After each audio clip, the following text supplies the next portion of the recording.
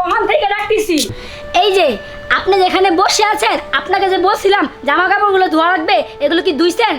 হ বৌমা, ধুইছি, ধুই আমি অরণ হয়ে গেছি তো, এর জন্য এই জায়গায় বসে একটু জিরাইতাছি। কিন্তু মা, আমার খিদা লাগছে, কটা ভাত থাকলে দাও। খিদা লাগছে আপনার? এত খিদা লাগে কেন? হ্যাঁ, আপনার তো বয়স কম হয় নাই, তারপর তো খাবার কম খান না। এই যে গর্দর পরিষ্কার করতে হবে, থাল বাসন ধুতে হবে, এগুলো কে করবে? আমার বাবা এসে করবে? শুনেন, আগে এগুলো পরিষ্কার করেন, তারপর খাবেন। এর আগে আপনার খাবার নাই। শোনো বৌমা, কামাই করে তো বিদেশ থেকে টাকা আমার ছেলেই দেয়, তোমার বাপে কি দেয়? তুমি আমার এই খাওয়ালে খুঁটাটা দিলা, এটা কি বালা করলা? কি এত বড় সাহস! আপনার বুলা করে না, আমি কি গাঙ্গের জলে বাইশে আসছি? হ্যাঁ, যখন আপনার বুলা বিদায় যাবে তখন তো 1 টাকাও ছিল না।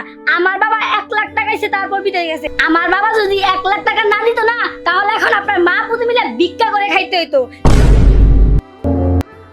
সুখে আছেন তো তাই ভূতে গিলাচ্ছে। বেশি কথা না বলে যেটা বলছে সেটা করেন, আর না তো বাড়ি থেকে বেরিয়ে যান, ভিক্ষা করে খান, যান।